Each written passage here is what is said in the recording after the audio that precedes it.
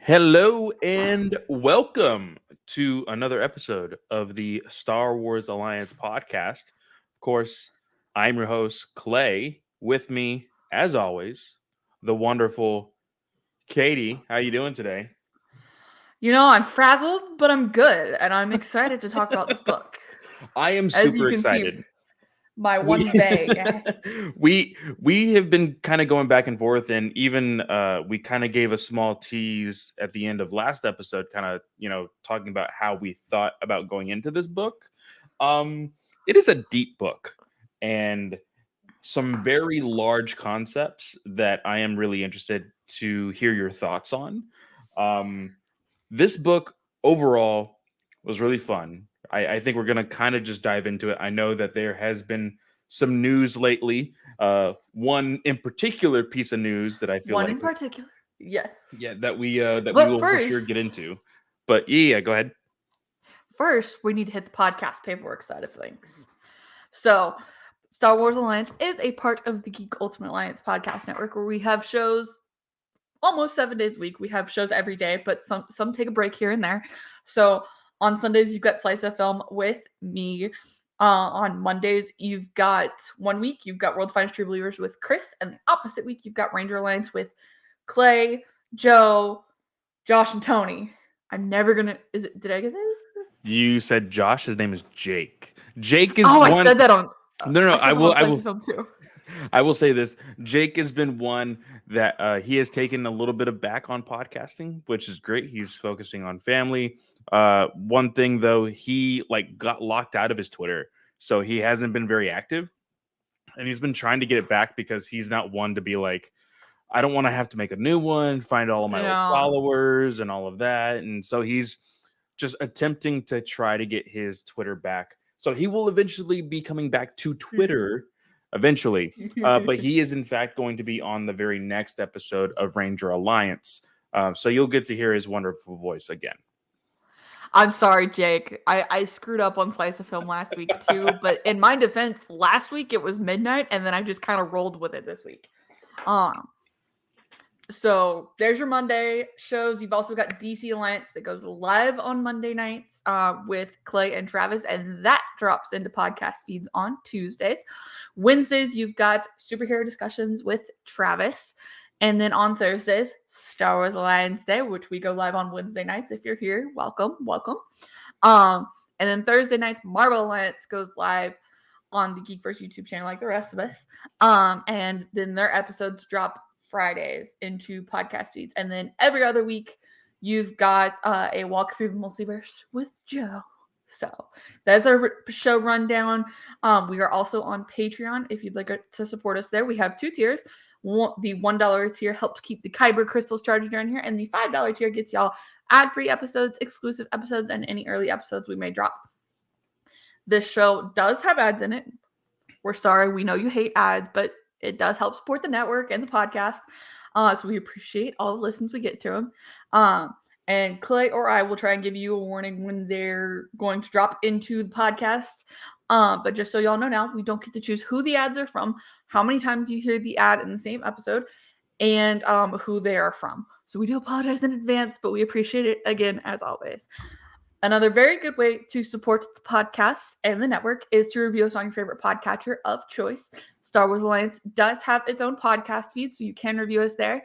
We are still dropping into the Geek Ultimate Alliance feed, so you can also go review us there, review the whole network there. We know y'all love us. Like, come on. No, it's okay. We take constructive criticism too. I promise. So those are your options there. If you're here on YouTube, do the YouTube things, like, comment, subscribe. You can do it. Yes, of course. And we will be talking about spoilers for Ronin today, which is the newest Del Rey Star Wars book.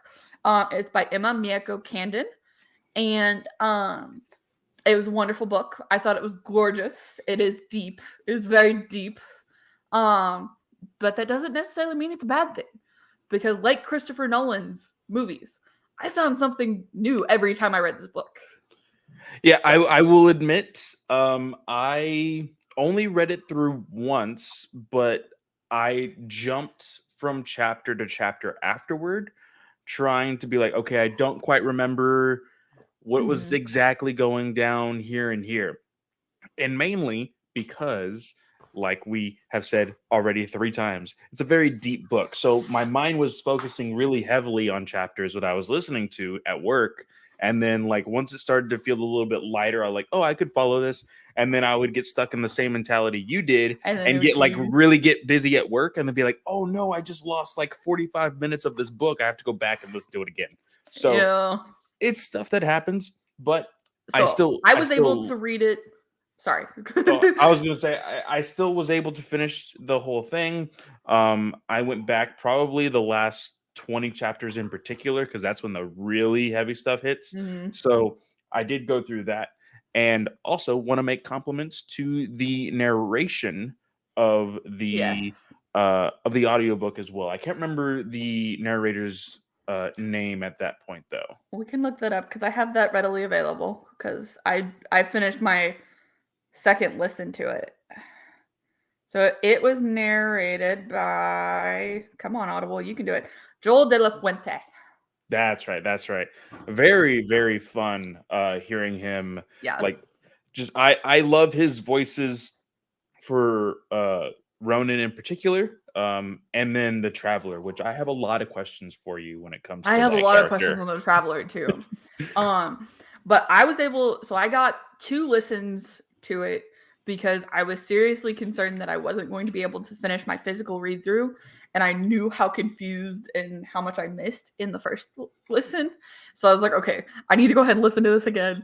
So I listened to it at the same time I was reading it physically. And y'all, I managed to get through it. There are highlights pretty much like Ah, every I can't do it. like yeah. So for me, I found when I'm reviewing stuff because I don't my desk chair isn't comfy and I told Matt I need a new one for Christmas. Cuz his desk chair is super comfy. But I found when I'm reading that I do better when I highlight, and so like see I made like a little list of things that like show kind of what I highlighted. So yellow's questions, blue is characters, places, or things, and pink is things to care about, like plot wise, and just like, okay, this is important to the plot, I feel like. And then the green was like super important / love this line. I love that, but at the same time, I just can't do it. I feel like I would See, need 2 copies of every book, one to highlight it and then one to keep fresh. see, my problem is that I scan read. So when I was homeschooled, I read 300 to 400 books a year. I'm sorry, No, what? I'm not kidding. I read 300 to 400 books a year. My mom seriously encouraged reading. Like we were at the library like once a week and I'd pull like 10 books at a time. Okay, no, that I love reading. I love reading. It's funny because as a kid I hated reading, but I love reading, and I can tell you right now, that's insane. That is absolutely insane. And it's because I scan read. So I like tend to ignore words on a page like the, a, this, that, and I Those are just your connecting words. That's how you make and, full sentences. How does that even see work? that's my problem. So when I'm reading for fun, I can do that and I get the gist of the plot. Like I know what happens, but it doesn't connect necessarily. So highlighting, I tend to highlight more than most people, but it's because I tend to go, okay, between these 2 pages, what's something on here that I can highlight that's important to the book? And it forces me to actually like pay attention See, and my go through and actually read ADHD it. brain would not be able to read that way. Holy cow. That is impressive though. That is very, very impressive. Um I have not kept up with it, but that's what I used to do. So so as far as, do you want to jump into the review first or you want to jump in the news first? I feel like there might be a little bit more news to talk about, and I feel like we can kind of, but I also feel like this review may go a little bit longer just because I know that we both were very interested in what each other thought about these characters, this world that that has essentially been created from the ground up. That's one thing that, you know Mhm. what, let's just jump into the review. Let's jump into this Let's do review because it. I'm really, really excited about this. Okay, so first off, I want to say I read the first 5 pages of the first chapter and I said, okay, I think I can skip this. And not saying that that is a bad thing, but the first 2 chapters are literally what was the first episode of Yes. Star Wars Visions. Now, I listened to it when I actually listened to it, but I went ahead and skipped it as far as my physical read. Um, so, for anybody who wants to know the first 2 chapters, watch the first episode of Watch the Star Wars duel. Vision.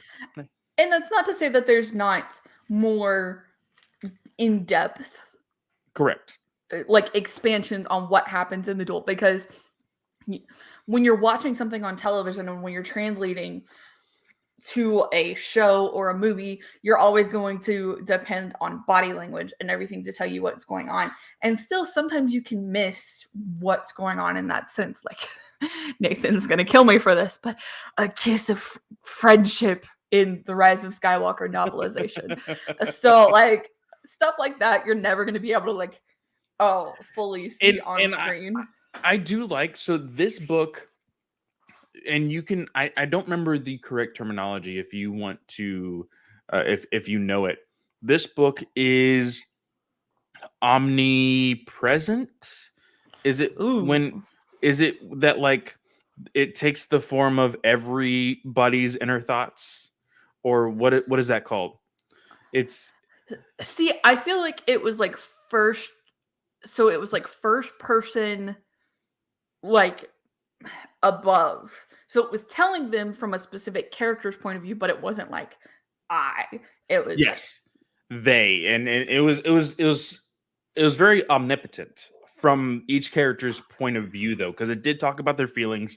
It did talk about um just their inner narration and things like that. So that is something that I really enjoyed because we did get parts. The only person that we didn't get it from is the traveler, and I feel like there's a very good reason for that. But one thing that I want to know if you noticed, this whole world, even, well, this whole universe, even in the book, is black and white. how did is it because of the way like they describe the force? So not only for the force, but everything they describe, it doesn't exactly say colorless, but the description lacks color. Everything, the only describing colors are black and white, are those two And then colors. the lightsaber And then the colors. lightsabers have their own specific colors. But Huh. that is it. I didn't I pick that that up. I think is really cool. Now, if for some odd chance, Emma, how do you pronounce that last name? Candon? Candon? Candon, if you were listening to this, I would really like this confirmation. If you wrote it in the idea of it also being black and white, I really dig that. Um, in a way that, like, because of course I can't remember if it was on Reddit or where she went to in order to answer these questions, but you posted it in our GOA chat. She answered several questions that people had been kind of asking I think it online. was on Tumblr. Okay, Tumblr. Wow, people still use Tumblr. Whew, okay. Um, but like people were noticing the black and white waves. What does it mean? Oh, well, that is basically the force. Whoever has like a more clouded black, force wave, you know that they are more like in tune with dark side, dark side abilities or whatnot, is basically what you would see. Now, there was some people in here that I'm pretty sure like used both. And I find that also, See, that's what I was that's what I was gonna ask you about. Is because the like everyone was using both. Like even like Han what was his name? Hansai? It was something his like that. name is, it's the Lord. Yeah, The the Lord's Jedi Lord. name is Hanrai. Hanrai. Wow, Yeah, I totally got it wrong. yeah, Hanrai. See, that's the benefit of highlighting because I was able to go and go, oh, hey, look, I highlighted this. Maybe there's something important here. I have so what I did here is I had the book in front of me. I had the Audible on this screen, and then on the separate screen here, I had my Google Docs notes, and I was literally just doing bullet points, just real quick, Mhm. flipping pages, bullet points, flipping pages. Whew. I have never gone this intense on a book before, and it was because we kept on saying this, but like there is some deep stuff in here. For one, I think this is probably the most intriguing character. Oh, well, I'm just going to answer this because a lot of people were asking the question while also watching the duel. Why is the Ronin's lightsaber the way that it is? Why is it Yes. unable to retract? Well, it's broken for one, and it has an unstable kyber crystal. So instead of just, taking the time to fix the lightsaber, he's like, nah, I'm already killing all of these Sith, so I might as well take their lightsabers and create this scabbard. And I Mhm. think that's pretty cool. Is it a little much? Yeah, but this world is this new universe of Star Wars is a bit much. And not saying that's a bad thing, but I think you have to create something extremely different while also staying within the realm of this whole world of Star Wars. Because I think that is Yeah. the most interesting thing for Emma to do is she was given the blueprint with the duel and she was given the idea of Star Wars and she needed to create an entire universe because you could have kind of just like I guess uh what's the phrase you could have you know copped out and just put the entire novel on one planet, but that's not Star Wars. So in order to do that, she had to create other planets, she had to create other species, she had to create terminology, and this was actually really really cool.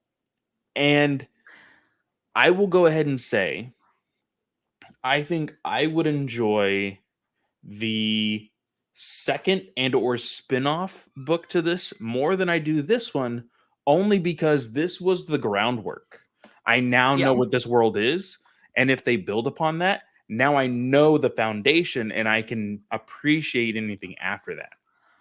And that's, I think, what Star Wars books have struggled with the most over the past couple years is because, and don't get me wrong, everything has been conjoined Mhm. in like a proper timeline. You know what's going on, but not one main character has translated from book to book. And now we see in The Light of the Jedi where Charles Soule, I think that's he struggles a little bit with that just because he's building the groundwork for the High Republic era. In like I'm looking forward to his next book because he's put out some great stuff, but like God, I can't even remember his name. Rising Storm guy. Like fantastic book. Oh my gosh, I love that book. And he didn't have to do any of the Kevin groundwork Scott? building. Kevin Scott, thank you. Yeah. I'm sorry, Scott, forgive me. Forgive me. Don't do anything bad to more characters.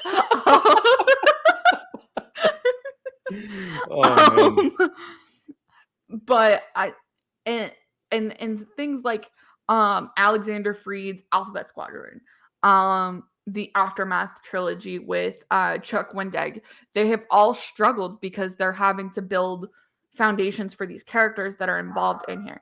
And so I think this one does struggle with it, definitely in the first 20 or so chapters. Shut up, Antilles. Like, geez. Um, and so I think it does kind of struggle with that, but it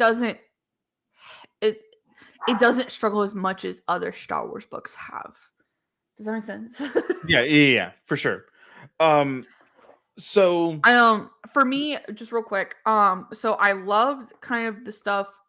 I loved the influence of Japanese culture in this. I love like the white and black current of the force, like kind of playing yin and yang with the balance. yes, Um, yes. And then the queer representation Emma manages to put in here. Emma is queer.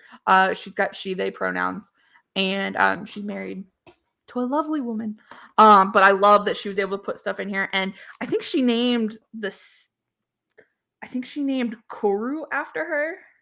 Yes, that was Yes, also an where did that I was in think the yeah, thing. the Tumblr post was people were asking where did the influence from the name come from, and uh she went through a little bit of an explanation, but she was like, simply it's just my wife's name rearranged, and then it came out as Koru. Yeah. Now, very interesting thing about Koru. So I'm just gonna say this: Koru is a character that we see from chapter 1 all the way until chapter 44, and people who haven't read this book are like, what does that mean? Because I've seen the duel, I've seen what happens to her. Well, that's why chapter 3 is quite possibly the most important chapter of this entire book. I swear, It's 2 pages, but it's important. when I read this chapter, I I paused, I put the book down, and I'm just like, okay, this is happening. And is Katie gonna like this? Because we know how is it Red Harvest that you're not a huge fan of on Star Wars, That's right? correct. That's So correct. so I immediately thought of this and I was just like, oh no, she's a zombie. But it's So not a zombie at all. that's correct. So fun fact, when so I follow a lot of Star Wars people on Twitter and stuff. So I knew, hey, they're like the first part of this book is the duel. So when I put the book on for the first time and I was listening to it at work, and I was like, okay, cool. So I was doing stuff, and then I'm like at chapter 6 or something. So I missed like the first 5 chapters because I was like, oh, it's gonna take them long enough to cover the duel in this, even though it's only 22 minutes. Should have thought that through. But I was like, Koru, wait, what? Or it's not chapter 6, but it's like the next chapter she comes into, and I'm like, Koru, wait, I thought she was dead. And so then I had to like go all the way back, and I was like, oh my gosh. But you're right, it's not zombies. They call them demons They in call this, and themselves like, demons. And that comes around basically because they're just like in normal Star Wars, there is something of a master and apprentice relationship with mhm. what we learn to be the Dark Lord and his witch. Okay, let's go ahead and just knock this out of the water. Y'all, spoilers for the end of the book. Yes. Did you see Ronin being the Dark Lord I coming? I did. I did, but only because there was moments within the book where throughout throughout my notes, okay, what is this voice? What does the voice mean? Is this voice the witch? Okay, does he like the voice? Does the witch does this voice like him? Wait, the voice is the witch? Hold on. Is the witch working for him or is the witch working for Koru? And like it was jumping all over the place. But the more and more I listened to it, the more I realized how comforting the voice was for Ronan. And he started to talk a little bit more about like, oh, well, like at one point I loved the witch. Yeah, And and that was my first clue. I was like, wait, and then what?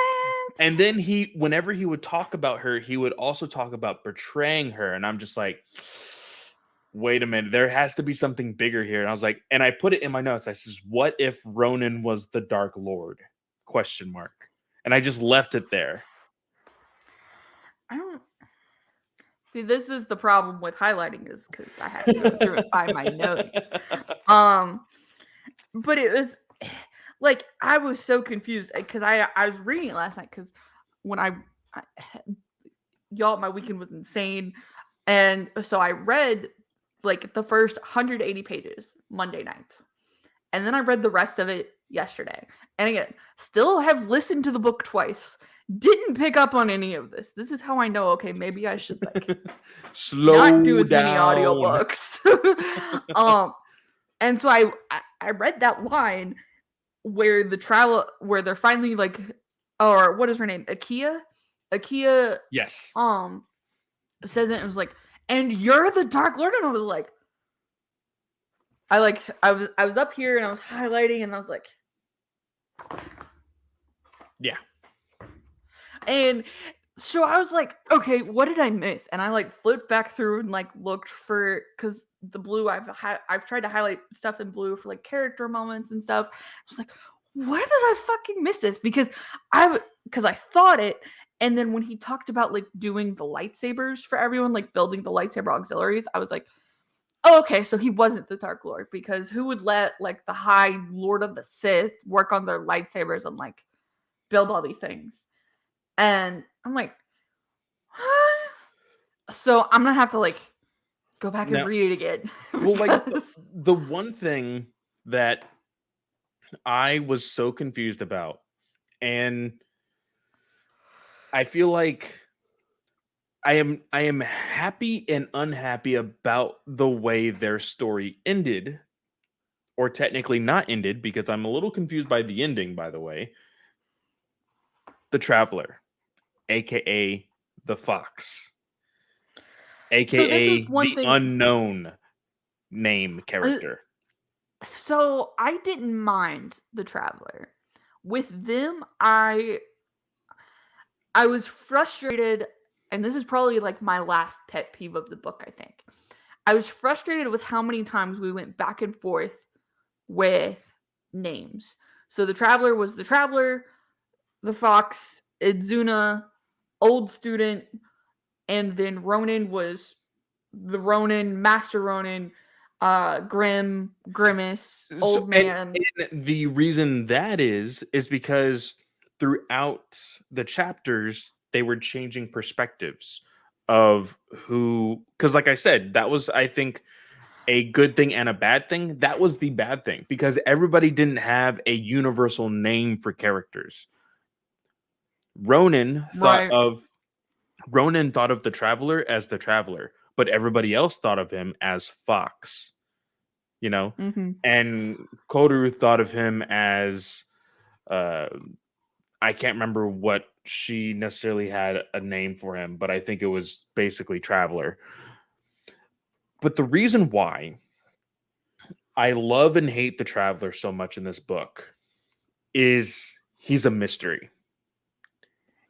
And I think They're a mystery. sorry, they are a mystery. You're correct.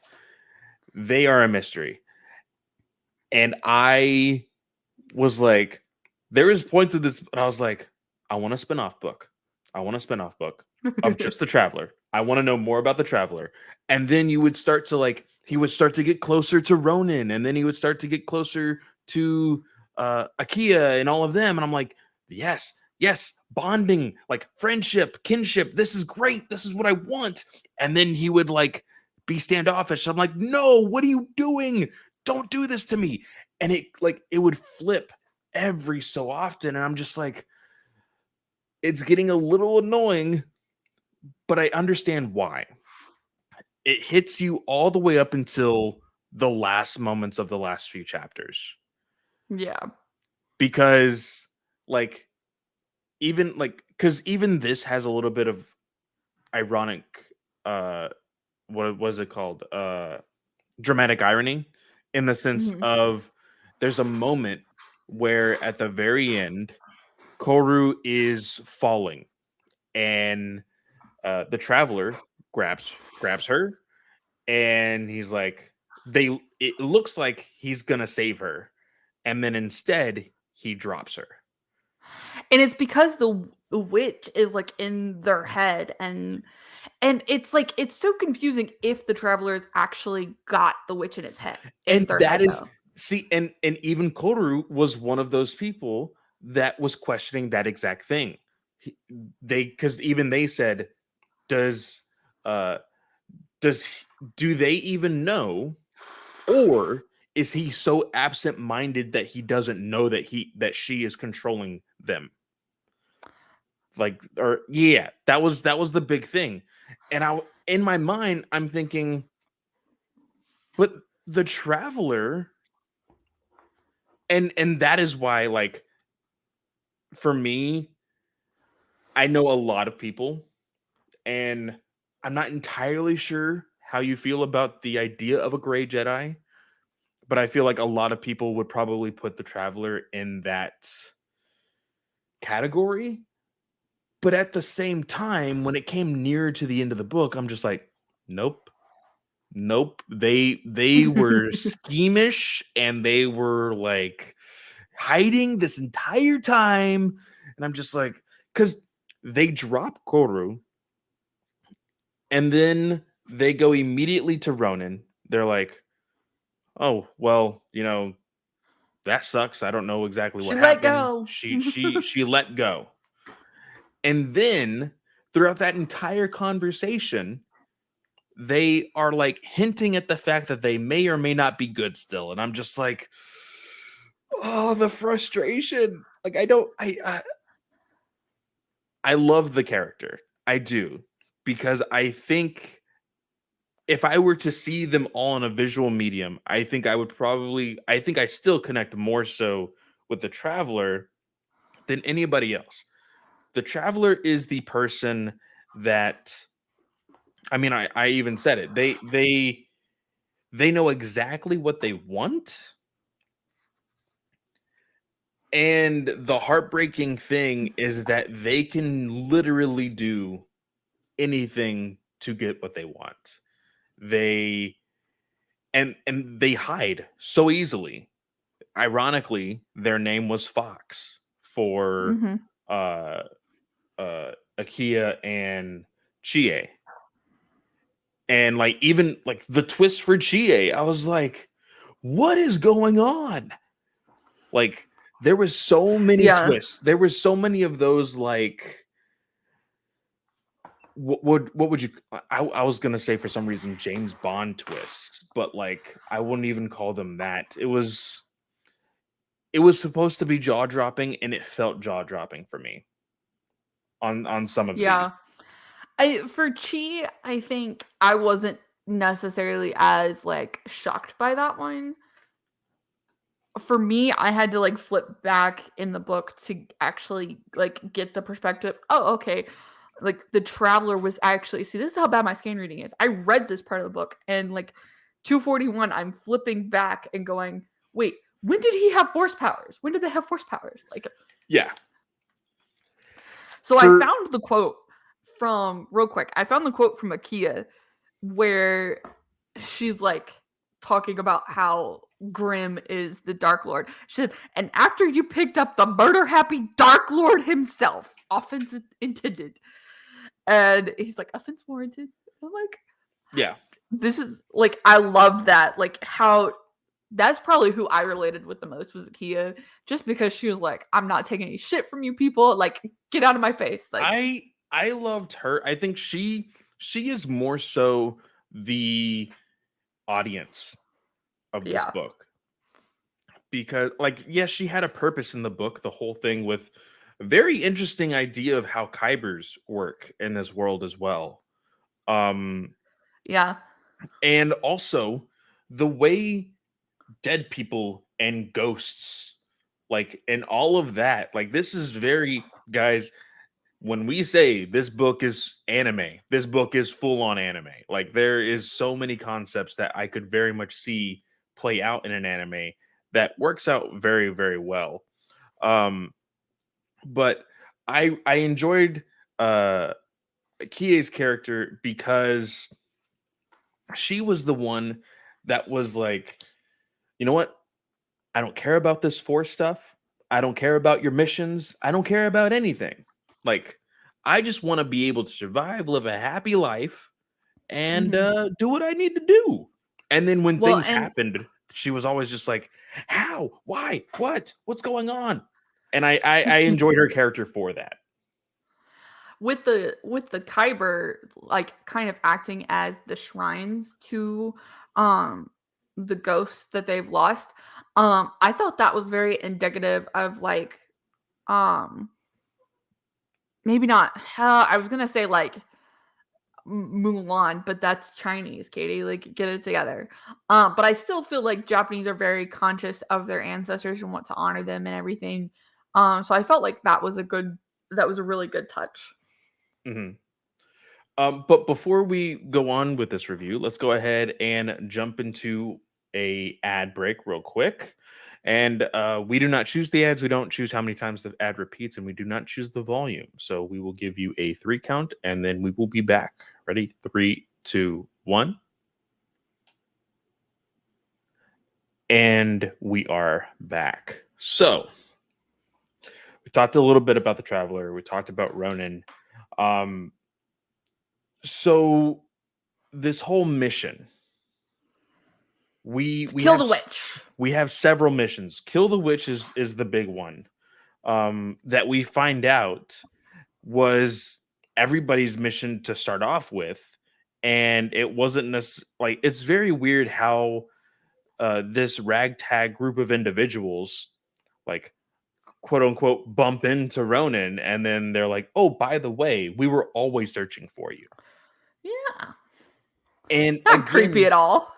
well, again, it comes around to the idea that the Traveler is the type of individual that was scheming the entire time, and it's just like, So, ah. do you think that the traveler's scheme is their own, or is it the daughter's? So, because yeah, another plot twist: the witch turned out to be the daughter, because the original witch was the one who, like, she ended up dying.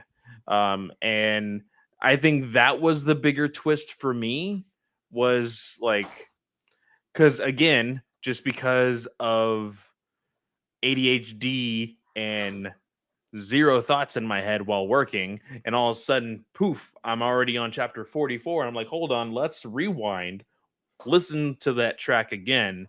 And we have this sentiment that I kept hearing throughout the book, because the witch kept on saying it, was um honor her like you could not honor yourself, or something around along those lines.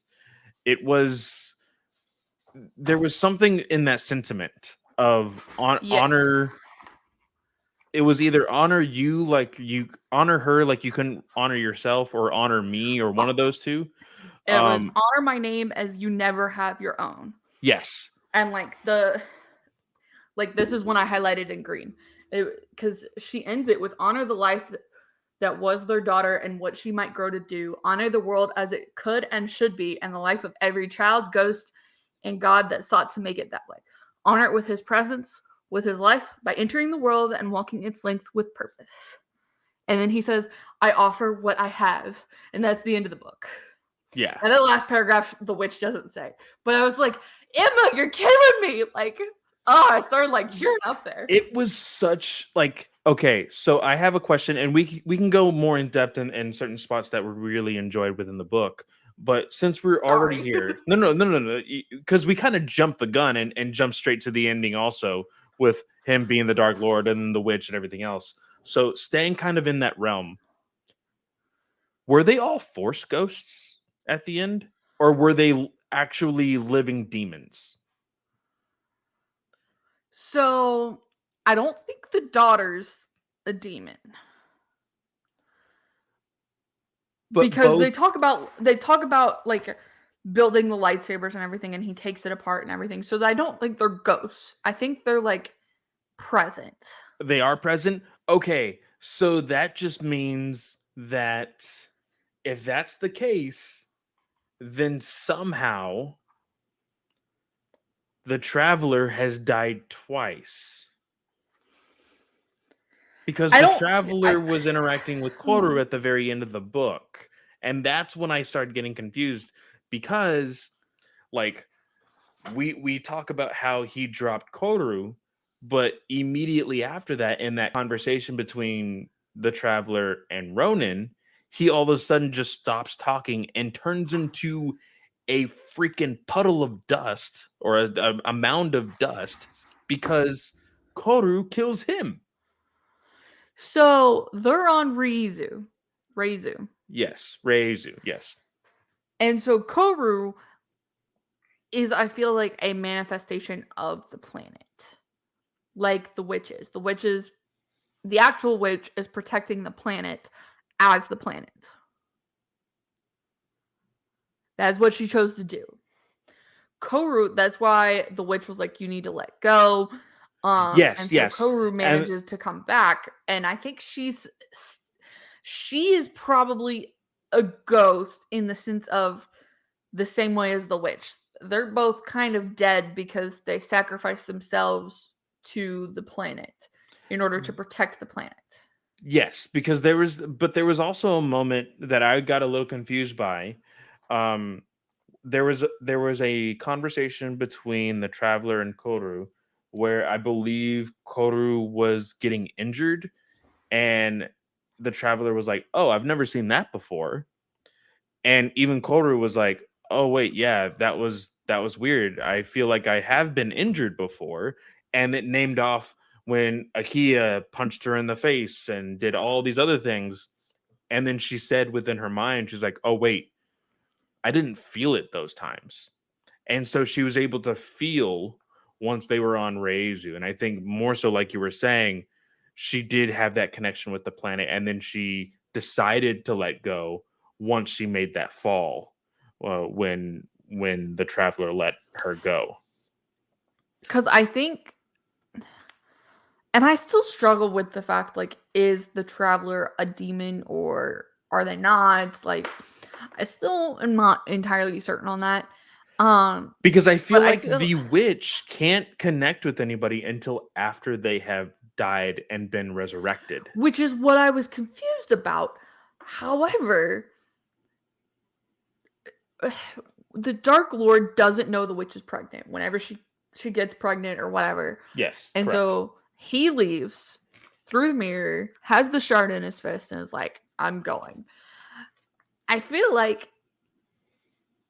it, like, originally, well, I'm not, it doesn't like really tell you like his early years, like before the daughter starts communicating through the mirror to people and like resurrecting them and stuff, because there is a lull in resurrections. um the Jedi state it like, oh, okay, the witch is back, kind of Yes. thing.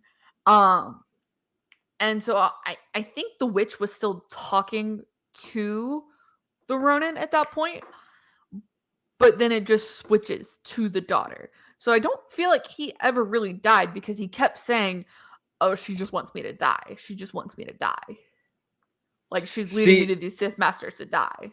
and then you get into like, okay, what it like you start to play around with the idea of like Sith manipulation, because then near the end, when like you're starting to like everything's starting to implode on itself and all the big reveals are happening, the daughter tells him, "I was not trying to kill you. I was trying to make you stronger by sending people your way, and for you to strike them down, and for you to be like your old ways and grow stronger through battle."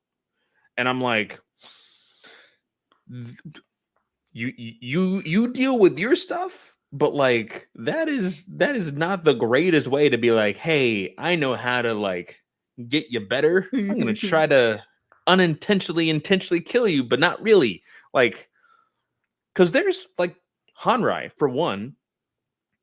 That was I There is two epic battles between Hanrai. One when they first meet, and then the second in which, When after Hanrai dies. yeah, exactly, Hanrai dies and then immediately gets up and he's like, "Oh, well that's something."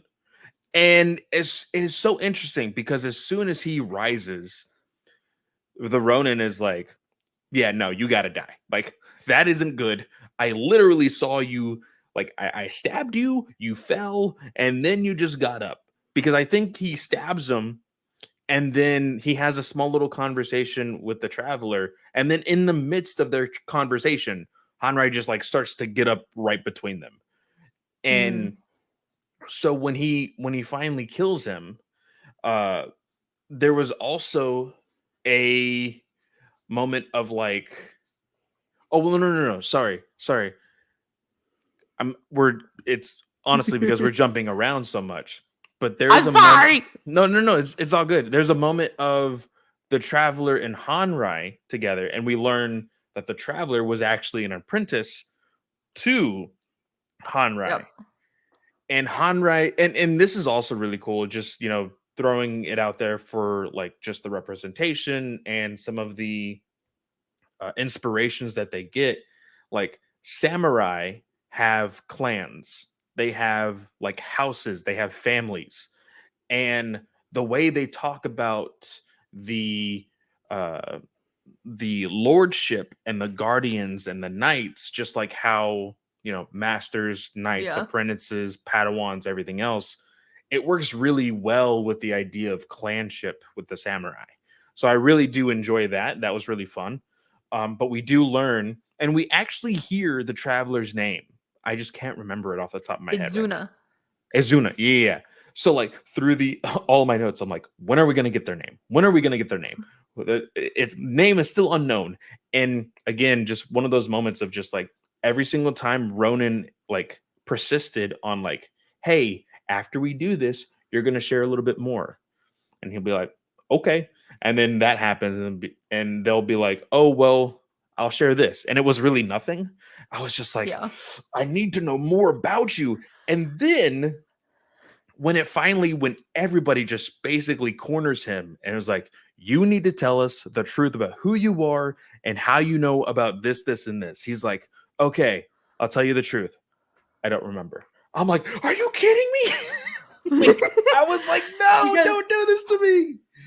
so what we find, right, is that when the Ronin leaves Reizu through the mirror, which I'm still very confused about how this mirror thing works. Like, please tell me more. I really enjoyed like the Japanese culture involved in here. I loved because that's George Lucas got his inspiration from Japanese culture. So loved seeing it come back and loved seeing it dive into roots and everything. Um, and so like when we so the Ronin jumps through the mirror, has the shard of the mirror in his knuckle, and basically kind of runs around with it, and then decides, you know what, screw this, I'm gonna toss it away, never think about it again. And then Hanrai and Idzuna manage to find it. And so they kind of see the visions involved with it. And Hanrai's most promising pupil is Idzuna. And so he sends them off and is like, go kill the witch. And it's what he does. Like he goes off and like makes it to Reizu and then finds the daughter there and decides, okay, I'm not like she didn't ask to come into this world. She doesn't care who her parents are. Like so and kind of decides to train her in the force because she had kind of been like playing around with it kind of thing. And I thought that was a really cool connection to have despite the fact that they lost their memory in the midst of it. Yeah. And I guess like they lost their memory when they actually just left Reizu. I would assume so. That's kind of like it gave off that kind of vibe because they remembered everything before and everything after, but they don't really remember the because that was that moment when he was like when they were like, oh, I don't remember. They were talking about, oh, I remember how to do this, and I remember how to do this. These are basic human functions that I remember, so I clearly remember something. But after this time on Reizu, I do not. Mm-hmm. So that is the big indicator of like, okay, like there is something force wise that is hindering his ability to remember through that time. Yeah. But Because it's right after they figure out that Ronin's the Dark Lord. And we Yes. keep calling him Ronin. We don't ever actually get We his name in this, so. which I think is a little bit more clever, because the book is called Ronin, uh, which, if anybody doesn't know, Ronin is ironically known as, like, if you the translation of Ronin is just a traveler, which Mhm. is funny because the traveler has that title. Um, but we from from there, that is how we get the interaction. Because at one point, like immediately before that, before we kind of learn that he is the Dark Lord, that was when he basically almost died from Hanrai. Mhm.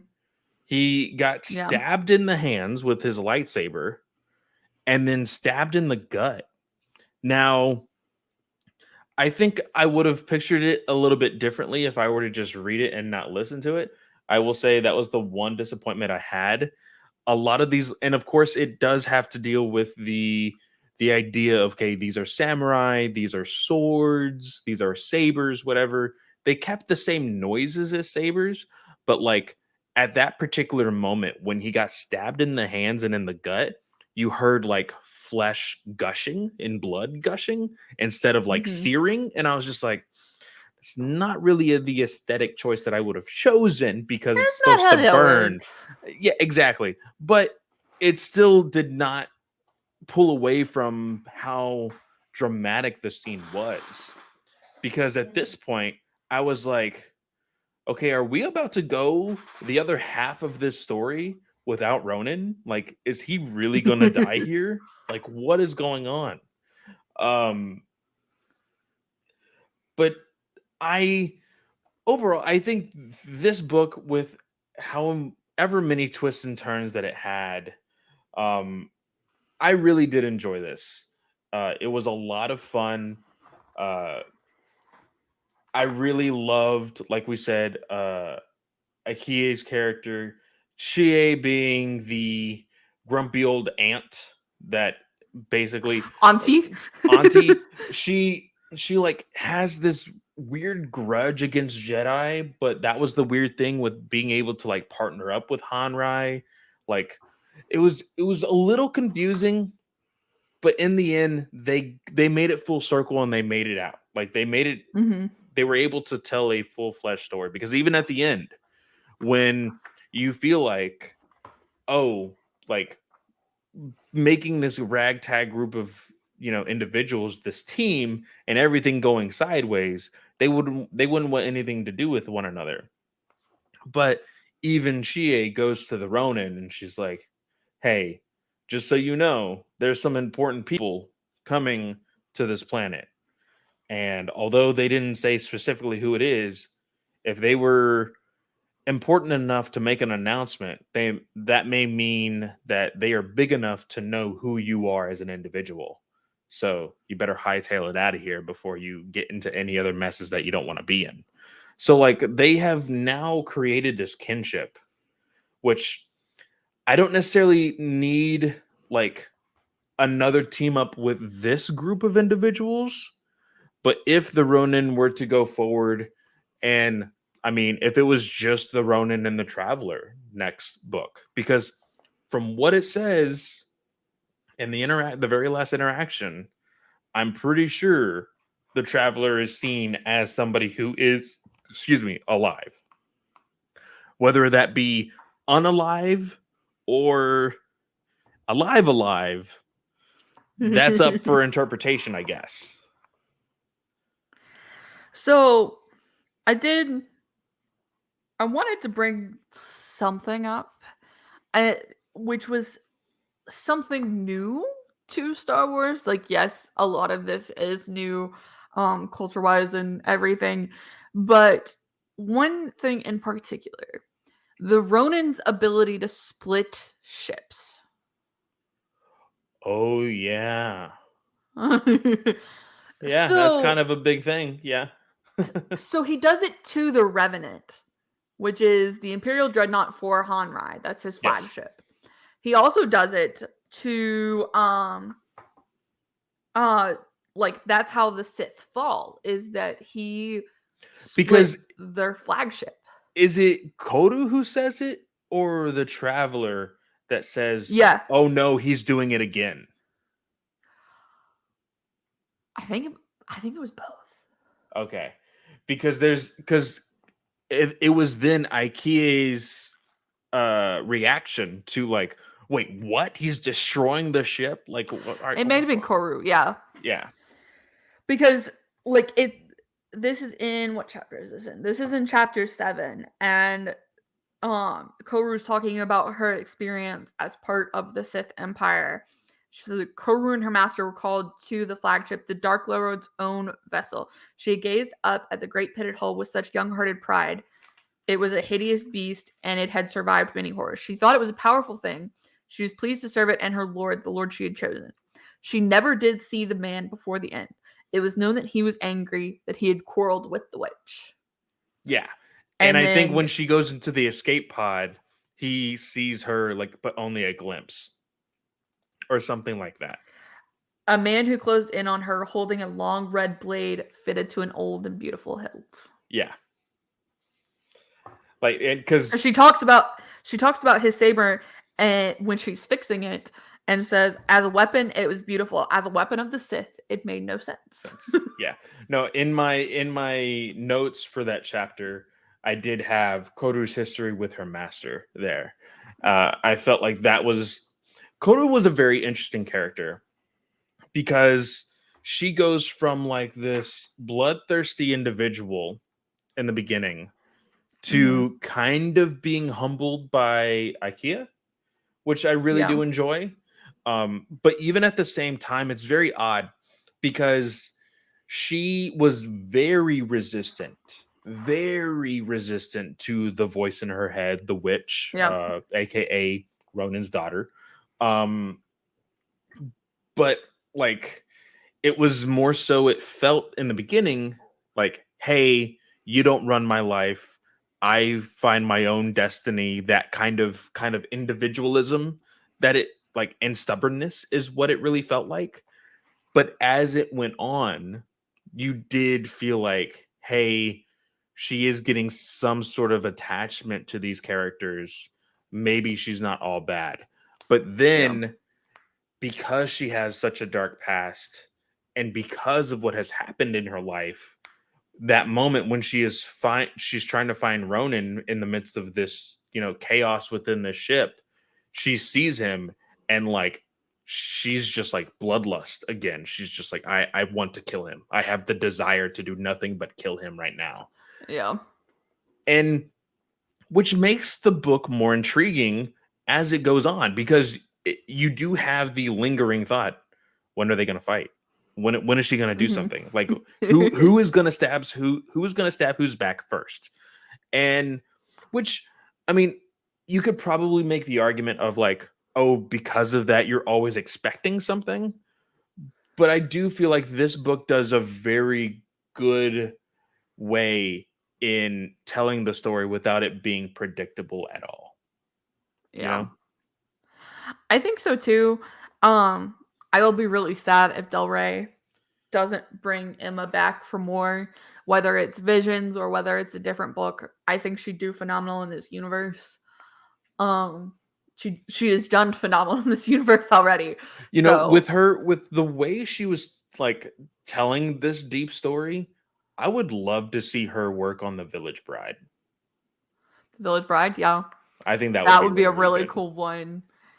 I'm curious to see what they will do. I feel like they knew the duel wasn't necessarily going to be as popular anime wise, and so they chose to kind of go in this direction. I have to go back and look. Tom, who edited this book, um, said something along the line when before it came out. He talked about like which, um, like that they were only allowed to see this one. So I feel like, um, that they like Lucasfilm handed Del Rey this book and was like, here we want you to like adapt it, like write about it. And so that kind of I following can along. I can see them taking this script for the duel and saying like, "Hey, when it comes," because more specifically, you've already said it before. When George Lucas took the inspiration of Japanese heritage and samurais into Star Wars, I'm pretty sure it was specifically Seven Samurai, which is a black and white Hmm. movie. So when you look at all of Star Wars visions, the duel would be the most like that. And they're like, hey, let's take what would be the center point of George Lucas's idea of Star Wars and put it within this multiverse of Star Wars, you know? Yeah. So I think that's more of the reason why they would do it. Um, I completely agree with you. I think Emma should be able to come back to this world because I this is going to be surprising because I don't say this often. What I normally say is not every story needs a sequel. For Emma to establish such a detailed universe that she has created for Ronin, I think it would only do her justice to come back for at least another story. I think so too. The last thing that I wanted to kind of talk about in this book, and then we can kind of cut it off because I've got a nose for romance, y'all. And so on page 137, when the Ronin is fighting Hanrai for the first time, and Hanrai, she basically just like hugs the traveler and jumps off the cliff, off the bridge with him into the water, or with them into the water, right? And so he says the Ronin bared his teeth. No distractions. What a fool this Jedi was, as all his kind had proved to be. No matter how the fight turned from here, the Ronin would never be able to banish the fear, but he would beg it to make him stronger. And I wrote down, the fear traveler died, question mark. And then you get to the end of the book, right before the Ronin meets his daughter, and the traveler is like getting close, and the Ronin's like, I've never felt, it's been a long time since I felt this much intimacy. Poof, And then boom, lightsaber. dusted. It I so I did recognize this as well. Um I I wanted something because like there the chemistry was there the Yeah, entire it definitely time. was. They were going back and forth and you know again playing with the mystery. Traveler was wearing a mask for like the entirety of this entire book, Mm-hmm. which I was like, show me your face. Tell me what you look like. I need something. Give me something. But I really did enjoy it. You know, they were playing. Oh shoot, what was the game that they were playing? Um, Shogi?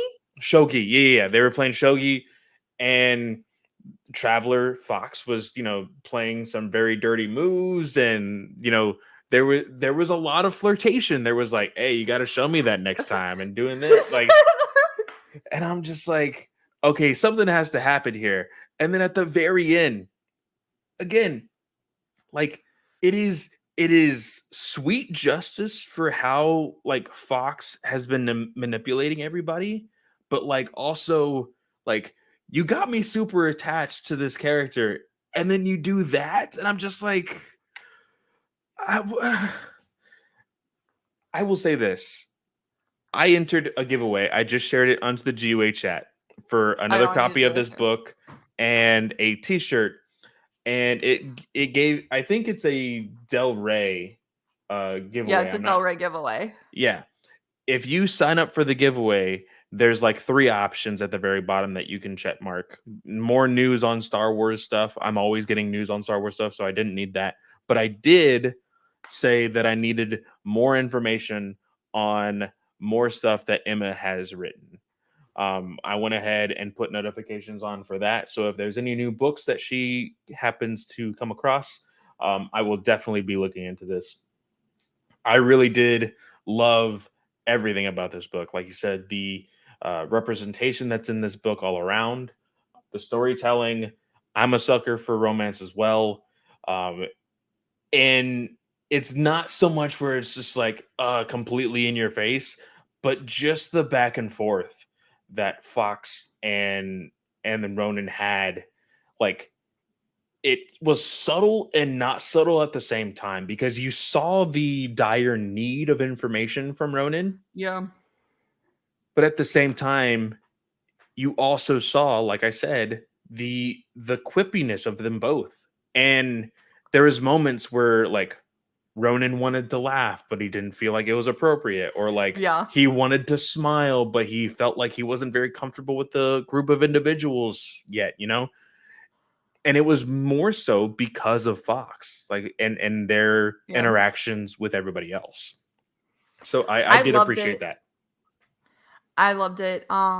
I already kind of like posted my tweet review of it, but it's truly a gorgeous book, and I know I've complained a lot about Star Wars books that go too far into the detail territory, but Emma just approached this book with such artistry involved, and that's not to say like authors that have written Star Wars previously aren't artists, but like Kevin Scott's book is like here, and Emma Scott's book is here, but they're on different levels. They're on different levels of why I like it, if that makes sense. Like Rising Storm is the perfect Star Wars action novel. Like I love it. That needs to be replicated 1,000 times over. This is what I'm looking for when we say, okay, Star Wars has a ton of avenues that it can go in, like mystery, romance, and this is what I'm looking for when I want it to go in a different avenue than traditional Jedi Star Wars. Like, give me more, please. Yeah. So, um, I can't highly recommend this book enough. Emma, if you're listening, because I'm going to tag you in this tomorrow, like, thanks for writing a great Star Wars book. We really appreciate it. Yes, it was so much fun to read. Um, I will be putting this on. I have a list of things to like go back and read or listen to or watch on like my for sure days off. This is one that I plan on reading the next time I'm on like a legitimate vacation. So I can Yeah, take some time with it and kind of like really sit down in it. So yeah, and I strongly recommend that if you're reading this because I feel like I found new things every time I read the book. And like I paid sorry y'all, I'm tired. I paid pretty close attention to it on the second Audible listen. And but like as I was listening to it and reading it physically, I found stuff in the physical copy that I was like, oh. And I know like Clay, like the whole black and white thing. This universe is in black and white minus like the electronics. Like I'm gonna go back and try and like find that. So this is gonna be a book that I read several times. yeah. So Very, very cool. Let's take. We'll probably have one more ad break after this, but let's do one more right before we get into the news, because I think we should start off with the biggest one. But we will be right duh. back. There is some pretty big news happened last week, but right after our last show. So we will be right back. And we are back. So Katie, you want to share this one? This one was kind of big. The legendary Hayden Christensen will return as Anakin Skywalker in Ahsoka. Da-da-da-da. Because I think Brent was the one who put it into our chat on Friday. I almost screamed. Mhm. We were legit just talking about this and the implications that it could mean for the Ahsoka Anakin relationship, the closure that character can have.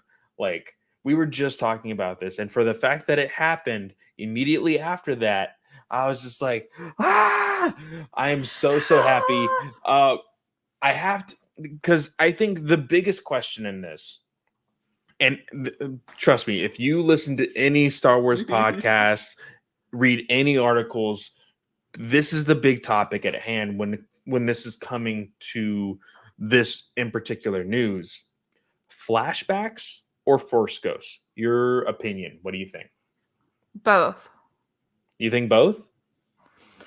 I think so, because I think your majority of the story for Ahsoka is going to take place in the hunt for Ezra and Thrawn. But I don't think you pass up more opportunities, especially after we know Hayden Christensen was fitted for a Clone Wars costume. So Say what? yeah. I do not know this. Wait, Oh, I don't. whoa, whoa, what? We've talked about this before.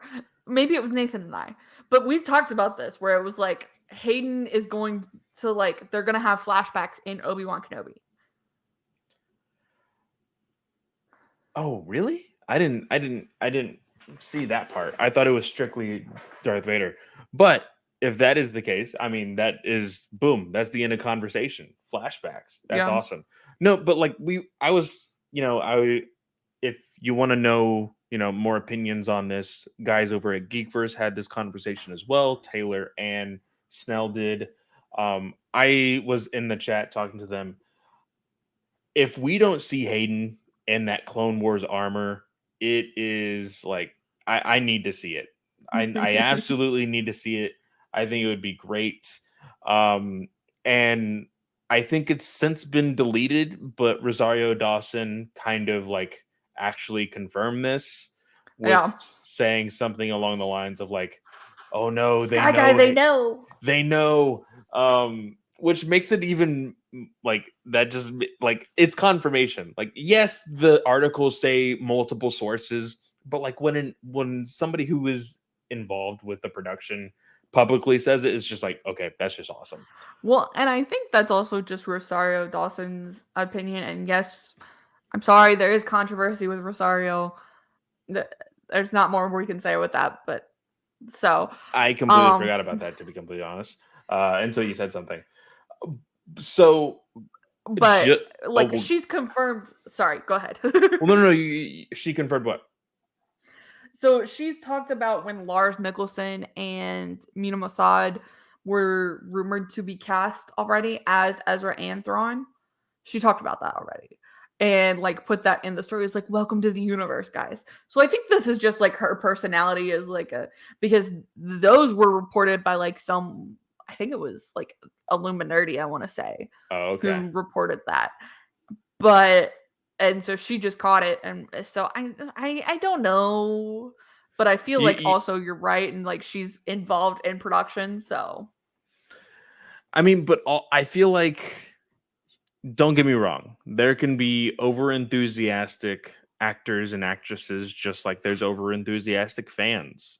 Like, mhm. I do feel like on some level, these actors and actresses, as rich as they are still human.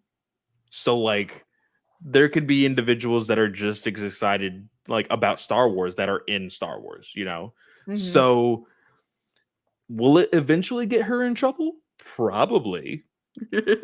Like, With Lucasfilm. she's probably writing the check. She's like, "Hey, I know I owe you so much money after I accidentally throw something out there because of my NDA, but I'm already writing the check. Anakin's coming back, baby." And like, but so within that conversation, because I thought it was just Snell that was going to bring this up because I didn't see it much as like an arguing point, but apparently more people are talking about the like, I guess, lack of continuity in the sense of why would Anakin present himself as a Force ghost to Ahsoka if he has never done it with anybody else before? My answer is this: we don't know what he has done with anyone else because we don't have post Return of the Jedi Content. Luke Skywalker stuff. Yeah. So for me, he could have done said things. This is also set 5 years after Return of the Jedi. So a lot can happen in that time frame, and technically, He presented himself to Luke Skywalker Boom. at the end That's of what Return of the Jedi, bitches. I did say that in the chat over with Snell. But then they're saying, okay, well, why didn't he present himself to Kylo and tell him to stop and tell him to be like, hey, you're getting a little too crazy.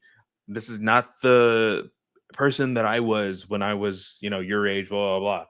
Like, I think just like how, well, I wouldn't say just like, well, maybe Yoda never gave everyone the answers that they needed. Mhm. He's the easiest target to kind of poke fun at this point. So in Rebels, you and your husband are almost finished with this. Season 4, episode 7 is next. So I believe it is season 2 where Uh-huh. Yoda presents himself to Ezra. I Yep. think it's season 2, and maybe even season 1. But they go to the temple, and I remember it's been a while since I've seen it. It's season 2 because Ahsoka's with them, and it's before Maul. So No. So this, maybe it was with Ahsoka. So Yeah, it was with Ahsoka Yoda because talks to him, and then Yoda presents himself in 2 different yes, episodes. So yes, that's what it was. So people were like, oh, well, maybe Anakin never presented himself to Kylo because they've never had a personal connection before. And I say, well, Mhm. BS, because Yoda had never had a personal connection with Ezra, and he presented himself there. He talked to himself there. I think, just like Yoda, Anakin would much rather have Kylo go through the motions and be like, "Hey, I can't hold your hand through the Force and pull you along the sign of the light. You need to figure it out yourself." Like, as I much think destruction of the universe that there was, I don't think that. And of course, the easy answer, it would have been a cop out of a story to be like, oh, Kylo is a bad guy for like half a movie until he bumps into Grandpa Anakin. And like, oh, I'm bad. Okay, let me be good. Like, that's a cop out. You don't want that. I think for me, what it is there's kind of 2 options. So in which book is it? Hang on, please hold. This is my library, y'all. I think it's in the Truce of Bakura, where Obi-Wan Kenobi Force Ghost tells Luke, "Hey, I can't appear to you anymore. I'm tired. I'm going to bed." Like he's basically saying, "Hey, I'm no longer going to be around." So you've That's got interesting. that option. And my argument for why people would say, "Okay, well, but you see Yoda in The Last Jedi." Well, Yoda has always had the personality of teaching first and foremost. So to me, he wants to see his students grow. And so being a part of the greater universe is something that he'd want to do. Also, in Rebels, by the way, Yoda is not a Force ghost. He's just choosing to like project his persona, kind of like Luke did, I think, in The Last Jedi, is what I'm kind of garnering that as. So Yoda chose to appear to Ezra, but it was not Force Ghost related. So, even though they didn't have a personal connection. So I think for me, I think we've got 5 years between this show and Return of the Jedi. And so Anakin has plenty of opportunities to see Luke before then. But I don't think, I don't think, and I haven't read The Rise of Kylo Ren, so y'all excuse me. But I don't think Ben had the attraction to Anakin Skywalker like he does to Darth Vader. Because That is true. and Force Ghosts don't typically show up to dark side users.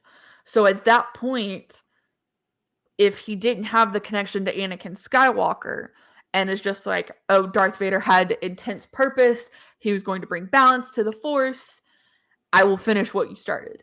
like he has that attraction to Darth Vader, and Darth Vader is not the Force ghost. Oh, I Anakin guess we haven't Skywalker seen is. that because I mean, how freaking wild would that have been if like, well, there's the very famous line that gives even the idea of Force Ghosts in A New Hope: "Strike me down, and I will Mm-hmm. become stronger than you have ever." Blah blah blah. So I think that would have been a little OP if like, just imagine Yoda going up to Palpatine in Return of the Jedi and being like, "Yeah, you thought you killed me. Still alive, kind of. Look at me now." Still alive, bitches. Like, I, you're right. Huh. I would like to know. And I mean, you are continuing to read Legends. I have kind of just dipped my toes in Legends. I My wonder next if book, I'm finishing Darth Bane 3 next week. so good, so good. I wonder if there has ever been an interaction with a Force ghost and a dark side individual. Um, because I don't necessarily like, yes, there are, I mean, in passing within books, comics, and movies, there are like, oh, you can cut yourself off to the Force. Mm-hmm. Oh, you know, I can cut myself off to the dark side of the Force. Maybe Force, like, because I told Snell this, and if somebody can canonically and or factually prove me wrong, I am technically not wrong in this aspect. I told Snell that becoming a Force ghost would be a measure of training and not light and dark. But now that I think about it, maybe I'm about to Anakin prove didn't have myself. the training for it. Anakin didn't have the training for it, but the Lost Missions, season 6, Show you need training for it. shows Yoda's training, and it dealt with a lot. Like, I'm pretty sure, I can't remember their names, but the individuals that were training Yoda, um, I am pretty sure there is a conversation about like, it doesn't matter if you're good or evil or something like that. So if somebody can prove me wrong, please do so. I would like to learn for sure. But I from right now, I do believe that being a Force ghost does not necessarily mean that you have to be a good individual, part of the light side of the Force. I don't think so canonically yet, but for now, like that could always change.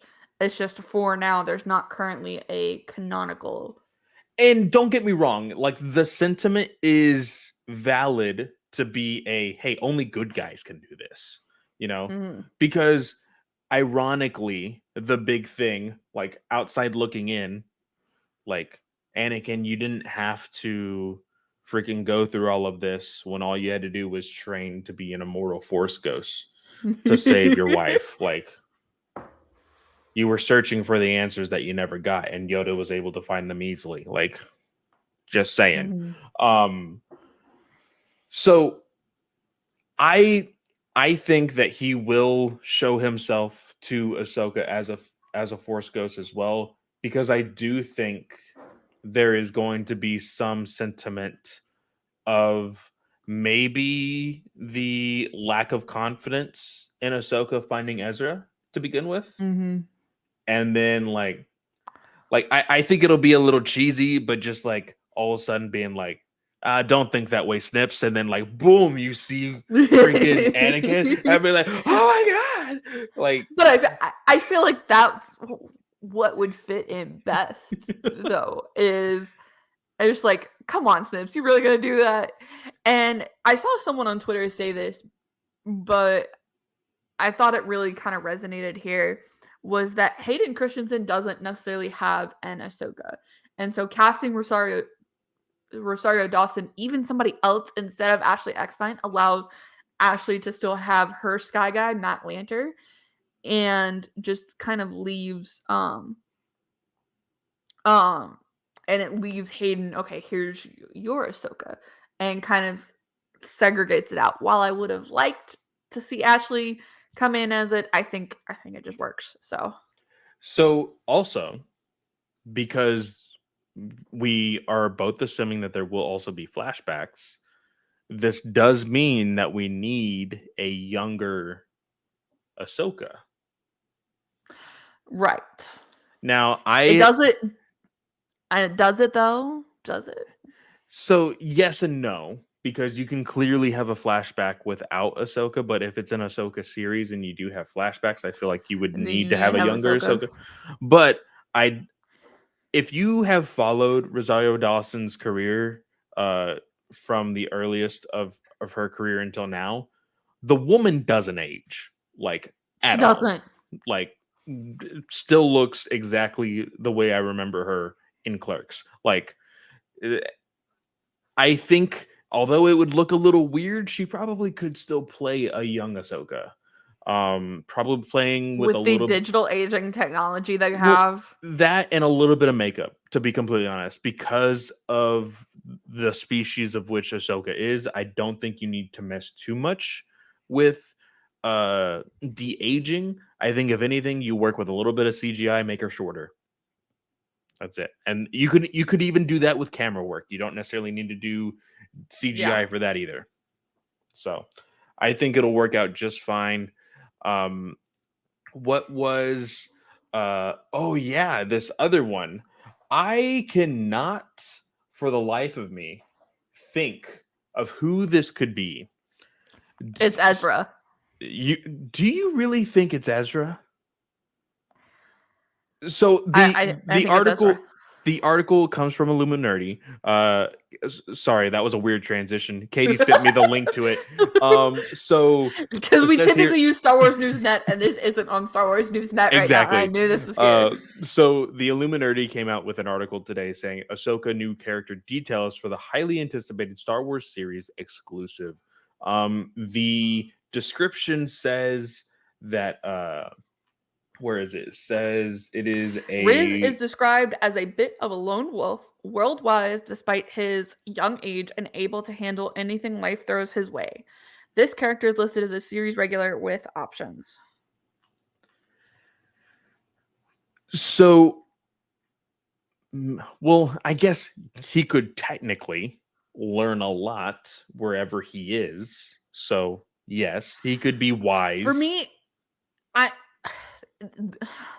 and this is where Star Wars frustrates the hell out of me. It frustrated me with the Thrawn novel where it was a tri-protagonist situation, but this you called it the Ahsoka show. It is the Ahsoka show.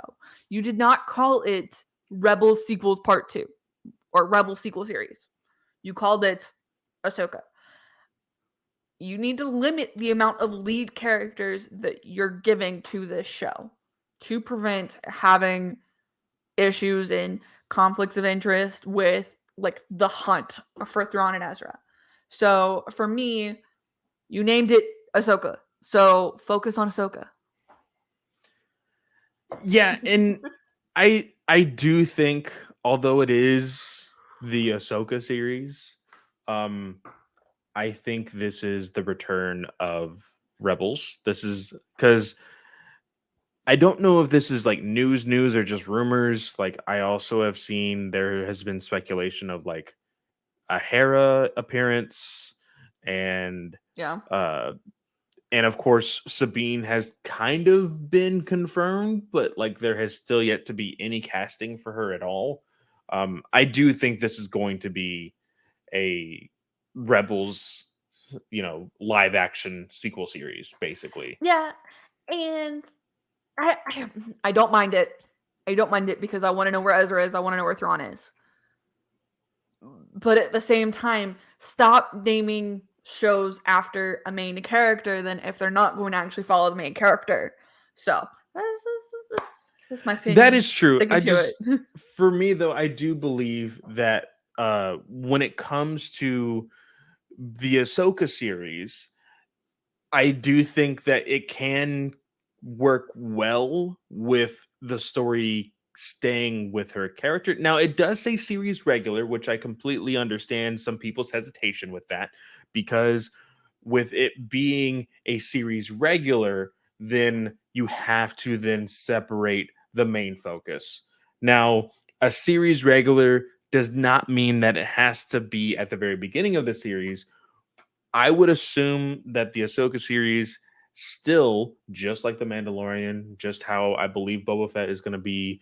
I don't think we have the number of episodes confirmed for Kenobi, but this is going to be a limited series. You can make a series regular halfway through the show. I think that you can still focus heavily on Ahsoka, and even afterward, yes, say we found you, Ezra. This is awesome. Cool. You're going to be a part of our little ragtag crew of just me and now you. Let's go find Sabine or whatever. Or we see Sabine, and then that's how we get the hints of where Ezra is, you know?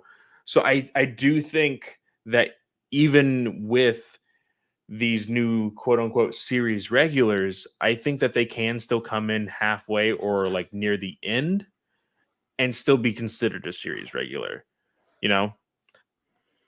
So I'm not entirely sure exactly what the definition of a series regular needs to be as far as like, hey, you're not a series regular until you're on this amount of shows out of whatever the series includes.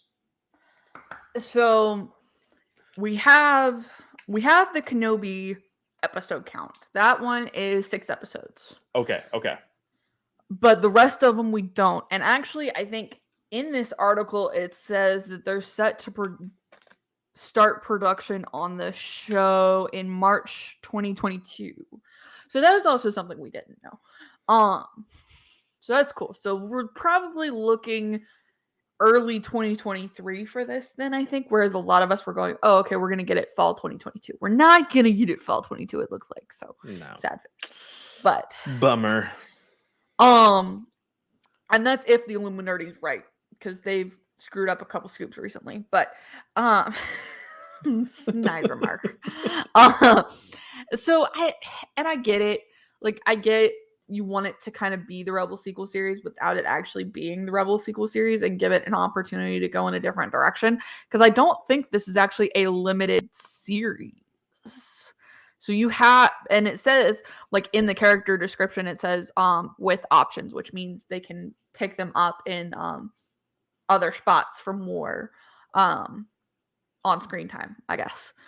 So for me, I think Riz is Ezra, just because with the hunt for Ezra and Thrawn, I think you want to keep that cast limited, because at the end of Rebels we get Ahsoka going to see Sabine and picking her up to go. And the Ahsoka episode, like that epilogue for Rebels, actually takes place after the Ahsoka episode in The Mandalorian. Oh, really? Mm-hmm. Huh. See, I learn something new every single day. And that does make complete sense. Because, see, in my mind, when I saw Ahsoka on The Mandalorian, I was just like, okay, they're separated right now. You Mm-hmm. know, Sabina's doing her own thing. They'll probably meet up and do whatever. But if this is what, like, actually, if what happened in The Mandalorian is, like, what gets Ahsoka to be like, hey, I have to really buckle down and try to find him. Let's go find Sabine and we can go. So, if Well, I think the Ahsoka episode helps lead her in the direction of where Thrawn is. And so that's where she goes, because when she leaves, she says, we'll find them, and goes off to try and find a lead. And so she got her lead and is going back to get Sabine so they can go follow the lead. So okay. I think for me, with a series regular in that case, like, I mean, technically, I think Gina Carano was a series regular in season 1 of The Mandalorian. So, eh, eh. So that's kind of where I'm at. I want them to keep this cast small, but yeah. And one thing that I think is harder as far as like keeping a cast small though is this isn't like a novel or a cartoon or a video game. This is a visual medium, in which characters need to interact with each other. And of course, you are gonna like, as much as we would love to just like, hey, let's strictly be an Ahsoka series, like that would be kind of hard. Um, Yeah, and I get that. Don't get me wrong, but I don't want anything to overshadow her her character story, yeah, yeah, yeah. because it's happened several times in like the Thrawn book, for instance, the first Thrawn novel. You've got Arinda Price, and you've got God, I can't remember his sidekick's name. Nathan's gonna kill me. Um, and then you've got the sidekick, and they're all Eli Vanto. Uh, remembered it. And they all have like segregating perspectives in the book, Yeah. and it's frustrating to kind of see. And I've seen shows do that, aka Flash, Arrow, Legends of Tomorrow. All Like the really bad CW shows is what she's hinting they're at, guys.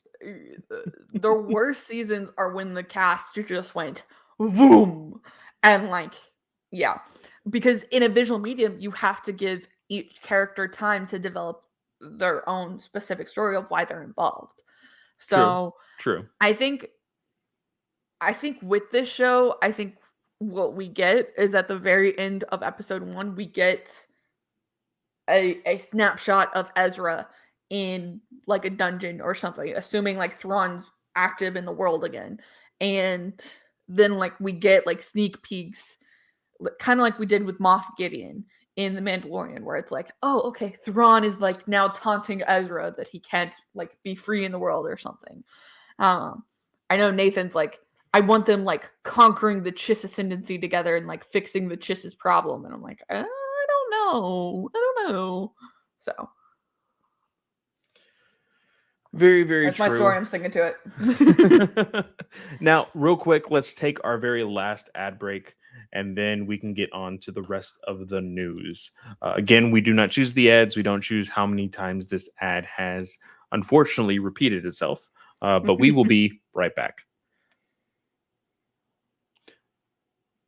And we are back. So, real quick, before we jump on to anything else, because it doesn't really look like there's a lot of huge news recently. I see something about like Disney Plus getting into NFTs. It sounds a lot of what like Fandom was doing. I don't Uh, understand those. I don't care about them. If you want them, go for them. I'm still learning about NFTs. I think that like It's like even you Snell own. said it.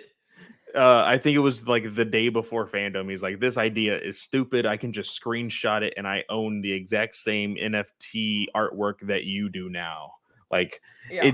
it's very odd of how it really works. I think of it like tradable, like trading cards. It's weird. The digital era of stuff can kind of get a little, you know, out of whack sometimes. But Hmm.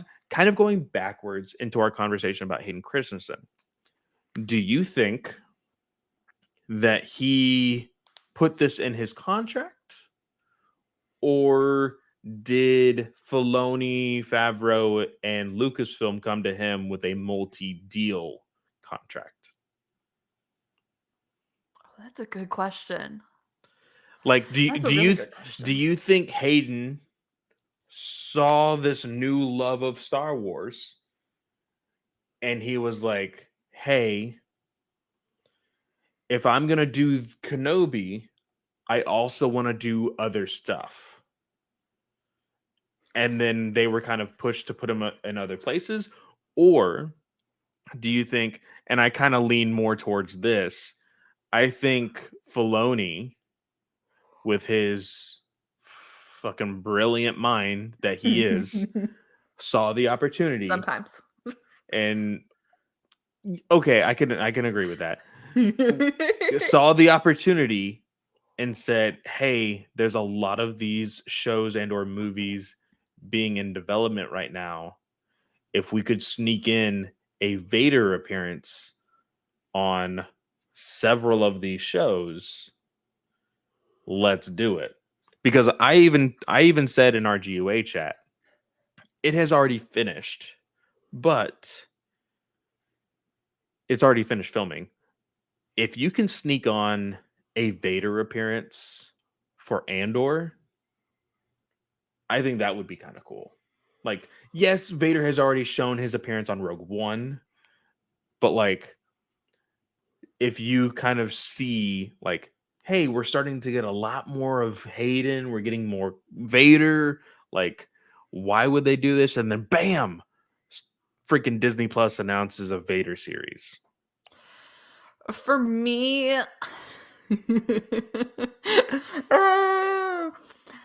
I don't think Vader needs to be in everything. I think that has been a cliche in Star Wars because originally Vader wasn't supposed to be in Rogue One, and then they said no, Vader should be in Rogue One. And don't get me wrong, the scene was badass, but like again, and that's what I'm worried about with Hayden Christensen coming into Ahsoka is does that cameo then detract from the rest of the season? Like there's a lot of people who think, okay, Bo-Katan, Ahsoka, Luke Skywalker, all of those appearances took away from the main character of Din Djarin and what he was trying to do. Don't get me wrong. First of all, I don't agree with that. But there can be cases where cameos detract from what you're trying to do with the show. I completely agree because there's a lot of conversations about this exact same thing when it comes to the new Spider-Man movie that's coming out in December. There's so many people that are like, okay, well, if the quote unquote rumors are true with Toby and Andrew, is that going to detract from the story of Tom Holland? If Daredevil appears, is that going to retract from the story of Spider-Man? There is a valid argument to the idea, or even one that's even further away, The Flash. Everybody's like, Michael Keaton, Michael Keaton, Michael Keaton. Who's Ezra Miller? Michael Keaton, Michael Keaton. Like, there is an actual sentiment towards this idea of cameos being a little too large in compared to what your overall story is supposed to be. Now, I want to be devil's advocate here because I am more so a person that enjoys getting punched in the feels.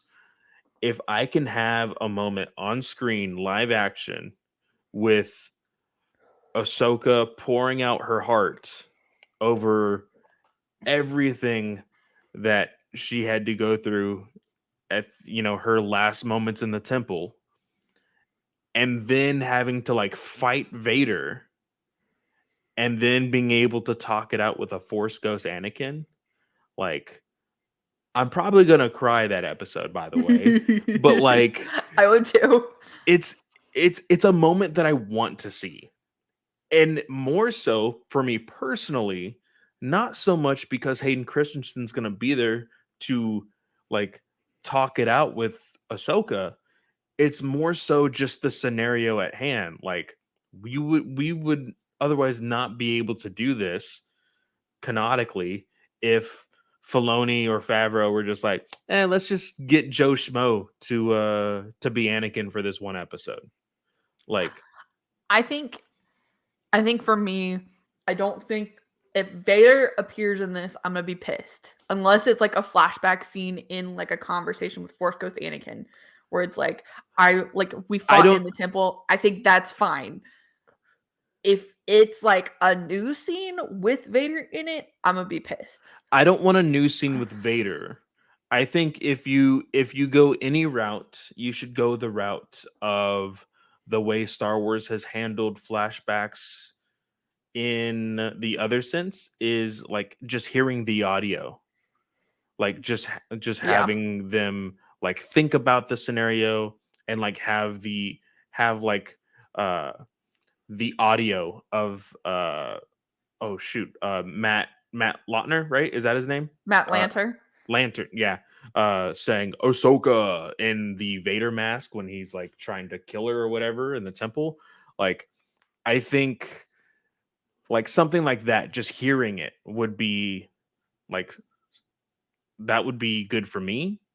But I mean, I can't speak for the rest of the Star Wars fandom. Like, and let's be honest, guys, like, you guys have been very fickle with how Star Wars is doing good and or bad with any decision that they make. So #fickle.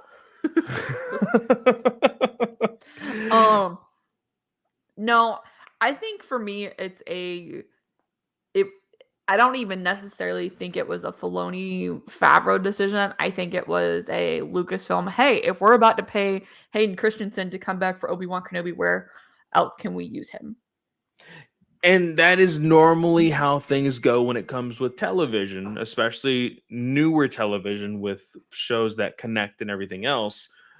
The same thing has happened with Stephen Amell with making new contracts Mm-hmm. for Arrow in the past. They're like, hey, your contract says this many episodes with this tie-in to this show here or that show there.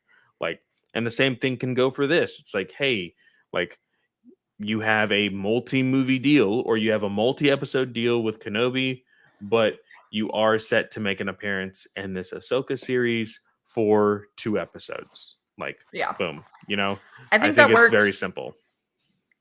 Um, to me, y'all have seen me headcanon like visions, so I can headcanon just about anything.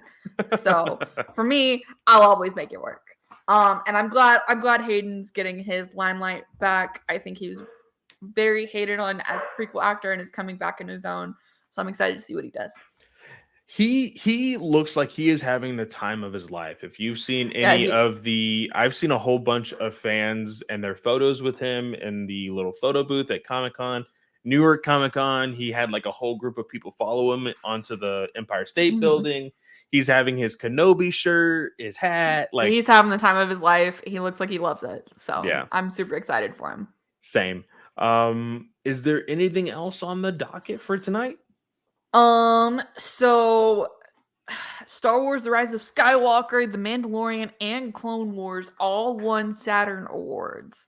Um the last entry in the Skywalker saga took home 5 prizes, including Best Science Fiction Film, Best Director, J.J. Abrams, Best Music, John Williams, Best Makeup, Amanda Knight, Neil Scanlon, and Best Special Effects, Roger Guitt, Neil Scanlon, Patrick Tubak, and Dominic Tui.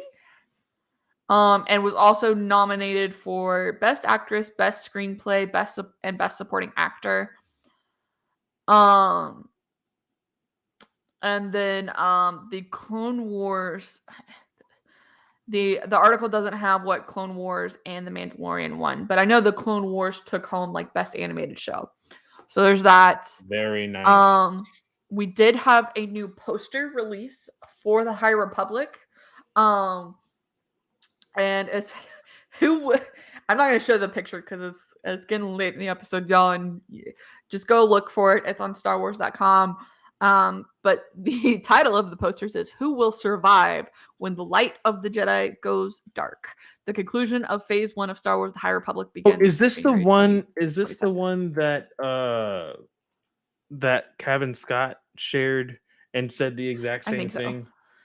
Man, like it makes me excited but super terrified for like anybody that I am enjoying in that Yeah. series. Oh man. Yeah. So I'm nervous. I am gonna try and reach out to Delray and see if we can get on their list again. So because we will be covering it, obviously, and I will be rereading. I'll probably start my reread Oh, so on you vacation. have you made the decision yet? Because my copy of what was the comic we were talking about? The It's Eye of the Storm. Eye of the Storm. We have said this many of times. We don't collect comics anymore. At least I don't. I collect trades and hardcovers whenever it comes to comics and or books. Um, and then if I buy anything floppy, it's completely digital. But I was looking at an old comic book shop online that I used to order from, and I mean, I guess there was a hole burning in my pocket or something. I just kept scrolling and scrolling, and then I saw Eye of the Storm #1, and I was just like, "Oh no, it's even cheaper if I pre-order it." I Ugh. think I think I'm gonna get it, but it may be I get it digitally because I don't need it taking up room on my already small bookshelves that I need another one for Yeah, anyways. So I may get it digitally. I may judge the price and just kind of see because no matter what, I plan on getting the trade. Yeah, for sure. because that's what I've kind of stuck with. However, with printing being delayed and like the lack of paper, like supply chain, get your shit together, please. Um, I'm nervous, so I may just stick with digitally. That way, I don't have to wait. So as of right now, it is a 4.99 book. So Digitally. no, that well, yeah, digitally. If because some comic shops, if you pre-order early, they do like a little bit of a discount. Says right now, if I buy it physically at this specific shop that I'm buying from, I will get it for 375. Um, and then if you kind of put into account shipping, I'm probably going to be paying full price for it anyway. So it really doesn't matter at that point. Um, Yeah. but uh, I do think going the digital route would probably work out a little bit more. Um, Hmm. if we can agree to, this is not a, hey, you need to do it, or hey, I need to do it. But if we change our minds and we both buy it digitally, I think it could possibly be something that we review as it comes out, which would be monthly. Yeah. Yeah, because it's only 2 issues, so it would be January and February, I Yeah. think. So I'm probably gonna end up doing digital. But y'all, if you're looking for books, if you're going, okay, I'm gonna buy Phase 3 of the High Republic, get your pre-orders in. Like seriously, y'all, get your pre-orders in. Oh, I need So to do that now. I I've got my I've got my pre-orders in for the young adult and the middle grade. But because I get the out of print and I'm like, I want my copies to match. So I'm waiting because out of print never lists theirs until the day of book release. So see, and I need to be on top of that because they have some gorgeous covers when they mhm, come out. So I need to mhm. bookmark them as well. But I think if that is it, The last thing I have is if you put your pre-order in for Thrawn Lesser Evil, which is 547 pages, I might have you. Like it's a shit ton of pages, y'all. So um we will be reviewing that. I don't know when at this point because honestly I was planning 2 weeks, but because it's so big, may eh, honestly need three. yeah. So um When is the release date on that one? that is November 16th. So I was planning on doing it the Wednesday before Thanksgiving. Oof. Okay. That. Yeah. Yes. So we may need to push that. But if you pre-order Thrawn Lesser Evil, they are doing a digital print. Like you send in your receipt, and they will send you a link to an exclusive poster for Thrawn Lesser Evil, as well as a calendar that you can print out, which has a bunch of like Chiss/Thrawn artwork involved for 2022. So that's through Del Rey. I believe that's on their Twitter page. Um, so go check that out. But that is the last thing. Awesome. Uh, I don't think I follow Del Rey on Twitter at all. It is Del Rey Star Wars. See, I have it memorized, y'all. Please respond to my emails. Yes, I have been receiving those as well. Well written, by the way. Thank you. But Katie, why don't well I will tell everybody where they can find me. Of course, you can find me at Fanboy Clay on Twitter, where I am the most active. You can find the link tree in my bio, where you can find all the links to all the shows that I host, that including DC Alliance, Batman News Weekly, Comic Book Legion podcast, Weird Science, Marvel, DC, and manga, as well as the Ranger Alliance, which is having a new episode next week, as well as this show, the newly added Star Wars Alliance. And you can find me on Twitter. It's at Slice of Katie. That's where I'm at. Um, the Slice of Film Twitter account, which is my other show on the network. It's at Slice of Film 1. We are about to go into Ghostbusters month.